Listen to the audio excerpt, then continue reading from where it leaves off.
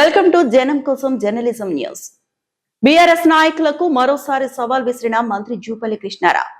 BRS ప్రభుత్వ హయాంలోని అప్పుల గురించి తాను చేసిన వ్యాఖ్యలకు కట్టుబడి ఉన్నానని మంత్రి జూపల్లి కృష్ణారావు స్పష్టం చేశారు. ఆ అప్పులను గురించి అసెంబ్లీ సాక్షిగా కేటీఆర్, హరీష్ రావు మాట్లాడారన్నారు.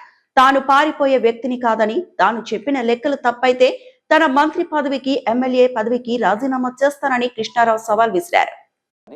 ఒకసారి ప్రెస్లో ఈ లెక్కలు ఇవి, మేము అప్పు చేయలేదు, కేటీఆర్ చెప్పిన ప్రకారం 3,50,000 కోట్లే. కాబట్టి ఒకసారి ఇది కూడా వినిపిస్తాం మీకు. డిసెంబర్ 3 నాడు దిగిపోయే నాటికి రాష్ట్రం మీద ఉన్న మేము తీసుకొచ్చిన నిధుల కూర్పు మొత్తం కలిపితే కేవలం 3,17,015 కోట్లు మాత్రమే. కేవలం 3,17,015 కోట్లు మాత్రమే. అధ్యక్ష, మేము చేసిన నికర 3,85,340 కోట్లు మాత్రమే. 3,85,340 కోట్లు మాత్రమే. మా 10 ఏళ్ల పాలనలో తెచ్చిన అప్పు 4,26,499 కోట్లు. 4,26,499 కోట్లు.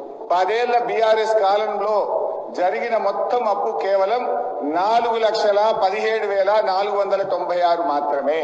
4,17,496 మాత్రమే. ఇవి వీళ్ళు అసెంబ్లీలో బావబావమడ్డులు అసెంబ్లీ సాక్షిగా చెప్పిన మాటలు. మీరు దానికి కట్టుబడి ఉన్నారా?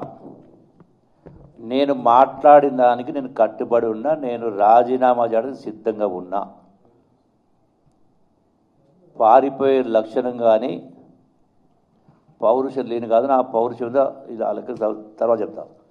క్వశ్చన్ ఇక్కడ వీళ్ళకు లెటర్స్ రాస్తున్నాం, దీనికి సమాధానం జవాబు ఏమని చెప్పండి. కేటీఆర్ను, హరీష్ రావును లెక్కలు మొత్తం దీనిలో ఉన్నాయి. దీనికి సమాధానం రాతపూర్వకంగా సమాధానం ఏమని చెప్పండి. హరీష్ రావు, కేటీఆర్ అండ్ కేసీఆర్ మీకు వీటిని వాట్సాప్ ద్వారా, సీల్డ్ కవర్లో, పోస్ట్ ద్వారా, ప్లస్ మీ మెయిల్ అడ్రస్ నాకు వాట్సాప్ పెట్టండి.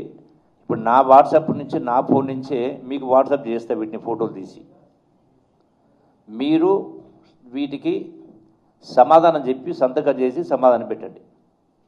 మీ వాట్సాప్ ద్వారా నాకు పెట్టండి. నేను చెప్పింది అబద్ధమైతే నేను దానికి సిద్ధంగా ఉన్నా. మీరు చెప్పింది నిజమనేది కూడా మీరు రుజువు చేయగలిగితే మరి మీరేం చేస్తారు? నేను చెప్పిన నేను రాజీనామా చేస్తా. మంత్రి పదవికి, ఎమ్మెల్యే పదవికి నేను ఇచ్చిన లెటర్లో ఉన్నది ఒక్క అంశం అబద్ధమైనా కూడా నేను రాజీనామా చేయడానికి సిద్ధంగా ఉన్నా. ఎమ్మెల్యే పదవికి, మంత్రి పదవికి చెప్పిన.